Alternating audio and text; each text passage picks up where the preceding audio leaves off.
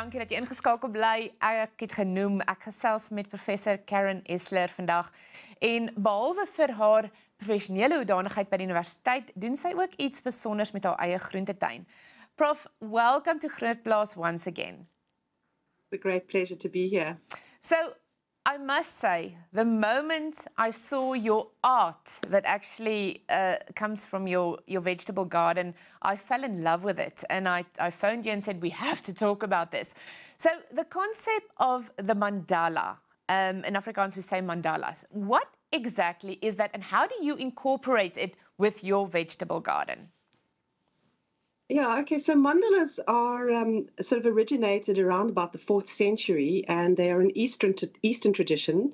So they came out of sort of quite spiritual origins, so Buddhism, Jainism, and so on. And essentially they are a form of meditation. So they're a visual and a way in which people could induce or in meditation. So mandala means circle in Sanskrit, and that is essentially they are circular objects or whatever they are, drawings, objects, and they are meant to kind of focus, allow you to focus. So you kind of are drawn into this circle. So there's usually a center and a circle, and so. Yes, actually, it's interesting because Carl Jung traveled to India in the 30s, and he actually is probably widely attributed to bringing mandalas to the West, and they've been taken up by sort of New Age spiritualists and so on as well, and various people around just trying to kind of find ways to de-stress and to meditate, and it seems like the mandalas are quite an effective tool to do that. So, yes, I mean, I guess my interpretation of a mandala is the vegetable mandalas. I don't think many people do vegetable mandalas. I haven't seen. No, this is absolutely a first for me. Yeah, yes, I think it might be. And I don't know if I can tell you a little bit about how they came to be in my life. Yes, that's what I want to know. I want to ask you, obviously, so mandalas it's a way of expressing and, like you say, relaxing and focusing.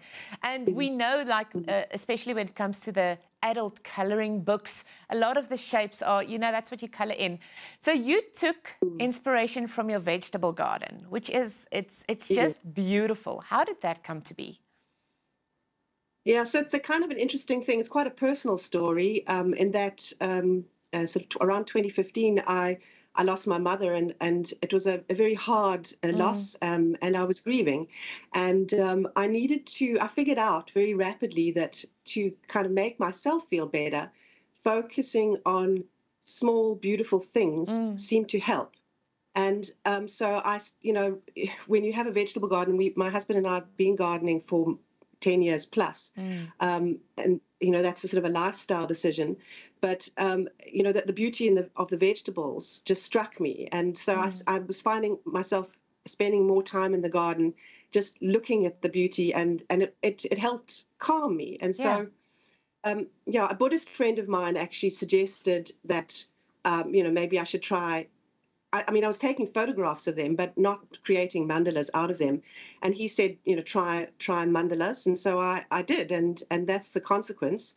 And I didn't start posting them onto Instagram until a few years ago. But I was encouraged by my friends to do that. And my daughter told me how to use Instagram. So I put them onto Instagram. It was a good step. So I'm trying to get the process around my brain. So basically, where does it start for you? Do you plant specific vegetables in order to create a mandala, or do you just use what's in the garden? Yeah, so it certainly is. The rules for me are that it's whatever I pick on that particular day, so out of the garden. And so it's everything that you see on those mandalas is grown by us and harvested for eating purposes. So I go into the garden pretty much on a daily basis to take vegetables out to eat, but only sort of once a week do I get a chance to make the mandala. So the mandala really it's kind of an added thing. It's sort of essentially when you do this, you can't really focus too much on it. It's not something that you can try too hard to do. You place the whatever you have at hand in a sort of a symmetrical pattern, a radial pattern. And I've always loved baskets and vessels, so I have these baskets around from my travels. So I started placing them on those circular baskets, which provide the structure for the mandala. And so they take literally 5 to 10 minutes to do, and then I disassemble them and we eat the vegetables for supper. Isn't it wonderful, the inspiration you can gather from nature? I think that's just such a beautiful concept. And that's what gardening brings to us, right? Absolutely. And I think that, in the modern world, we really need to seek ways to calm ourselves, to reduce the stress hormones in our lives, to figure out ways to do that. And what was very interesting for me in the process of doing these mandalas was the co-benefits that started emerging out of doing this. So it most certainly was a meditative practice for me. And then I started, as an academic, you want to understand what's going on here because, it made me feel better. And then I started reading a little bit of the literature around meditation, around cultivating gratitude. And, there's some very interesting research that's now going on, people sort of imaging brains to try and see what happens when people are feeling gratitude. And it's very interesting because it's sort of tied to areas of the brain which are around social connection, around, all of those things that are about feeling good. Yeah. And so there's a kind of a positive reinforcement when you sort of actively practice some kind of form of mindfulness. And there's another researcher in the University of Miami who's been looking at that quite extensively, and she suggests that if people do about 12 minutes practice daily of some kind of mindfulness exercise, they actually can increase their productivity levels. So it has a positive feedback into the work environment because you're feeling more centered, you're feeling more relaxed, your dopamine levels are up, and so on. So I'm finding it very interesting that something so personal has led to such an interesting realization. I love the thought, and we're gonna have a chat just after the break. So bly gerus ingeskakel, ons is nou terug.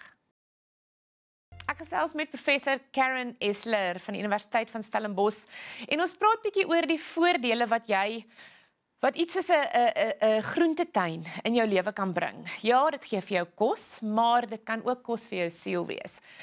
Prof, when it comes to a vegetable garden, obviously we know, we've spoken about, the inspiration you can get, the peace you can get, and it's wonderful that you can get inspiration and a sense of peace out of doing something so simple as having a vegetable garden.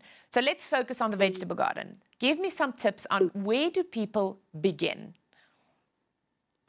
Well, I guess I have to think about where we began, and one of them is just to get serious about it, to actually have the conscious decision that you're going to do it. Obviously, it helps to have a little bit of land available or, some ground, but you don't necessarily have to have ground to have a vegetable garden. There's some wonderful examples of people living in flats in London with vegetable gardens on their balconies. So it's possible to have a vegetable garden anywhere.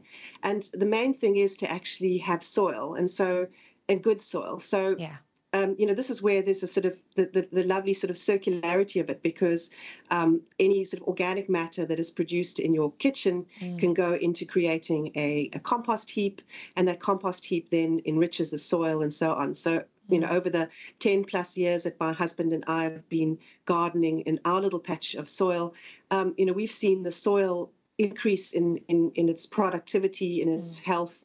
And so that's one benefit. And the other thing is that, once you start gardening and you figure out what grows well, a lot of those things will reseed. So it might be expensive initially to buy seedlings and so on.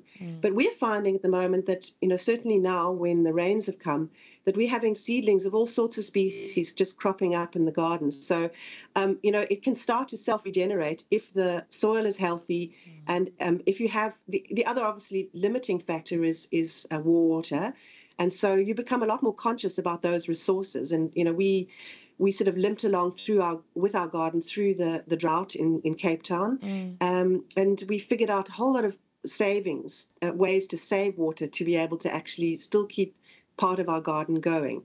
So it's very interesting because, that's a co-benefit of gardening, is that you start to realize, you build the connection with the land. Absolutely. And I guess the mandalas sort of encouraged me to sort of say, well, I wouldn't mind a few flowers in the garden. So, some interesting things that are also edible flowers. So everything that we put into the garden is edible or usable to make a tea out of, like calendula, for example. So, the mandalas actually helped, I suppose, push up some of the diversity in our garden as well.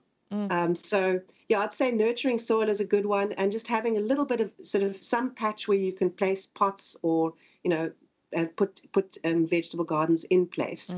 And it doesn't have to be much. And, daily, just even eating daily out of a garden, I think is really interesting because the health benefits absolutely are amazing. Yeah, there's appears to be, certainly for me, I had a very overreactive immune system. So I was very sick, and the vegetable garden was one possible solution to that. And most certainly, I think that in the process of doing this and eating a lot more plant-based diet coming out of the garden, my microbiome in my gut is a lot more healthy. I just am much more resilient to sickness. And that is demonstrated in the literature that these things have a positive feedback. And despite the fact that it's got a health benefit, it's also healthier for your wallet because you produce your own food. Why would you encourage people to also follow in your footsteps? Well, I think that that's certainly the case. And, we find ourselves in a situation of where food security is a very real threat at the moment.